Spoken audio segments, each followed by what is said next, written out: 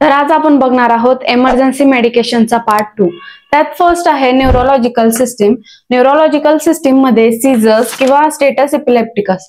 तर तुम्हाला माहिती आहे का सीझर्स आणि इपिलेप्सी मध्ये काय फरक आहे? नाही तर चला जाणून घेऊया। तर सीझर म्हणजे काय? सीझर्स म्हणजे सडन और temporary changes in brain activity which causes changes in behaviour, involuntary movement and loss of consciousness due to electrical impulses in brain। ठीक आहे। आणि इपिलेप्सी म्हणजे काय? तर without any trigger 2 or more seizures are occur. त्यात first आहे tablet. Tablet मध्ये आहे लेव्हिटेरासेटम, त्यालाच आपण लेव्हिपिल असे म्हणतो। तर हे कशासाठी यूज करतात? Maintenance after seizures. ठीक आहे।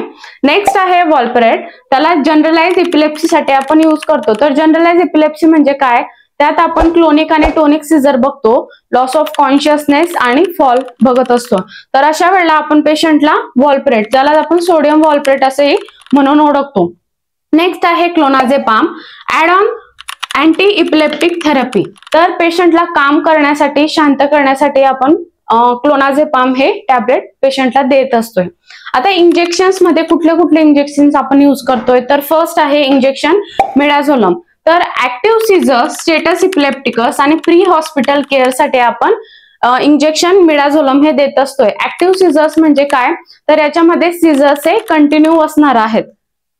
नेक्स्ट आहे injection lorazepam, first line for status epilepticus, preferred for prolong seizures. आता स्टेटस इपिलेप्टिकस म्हणजे काय?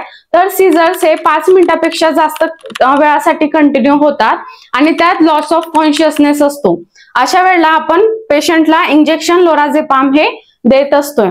नेक्स्ट आहे इंजेक्शन डायझेपाम। इंजेक्शन डायझेपाम हे सीझर्स कंट्रोल करण्यासाठी देत असतोय। नेक्स्ट आहे injection levipil, second line for status epilepticus आणि रिकरंट सीझर। रिकरंट सीझर जर असतील तर आपण अशा वेळेला पेशंटला लेव्हिपिल हे देत असतोय। नेक्स्ट आहे इंजेक्शन फेंटॉइन, रिफ्रॅक्टरी सीझर्स। रिफ्रॅक्टरी सीझर्स मध्ये काय होतंय? तर पेशंटला 2 अँटी इपिलेप्सी ड्रग चालू असून सुद्धा जर सीझर्स कंटिन्यू असतील तर आपण इंजेक्शन फेंटॉइन किंवा त्यालाच आपण इप्टॉइन असंही म्हणून ओळखतो। नेक्स्ट आहे control of raise ICP, that is intracranial pressure. First injection आहे injection mannitol 20% to reduce the brain oedema, to reduce brain swelling. Second आहे normal saline 3% to maintain the sodium level and to reduce intracranial pressure. During treatment of patient monitor for vital signs and take precaution for tongue bite. Video आवडला असेल तर व्हिडिओला नक्की like करा, comment करा आणि share करा। थँक्यू।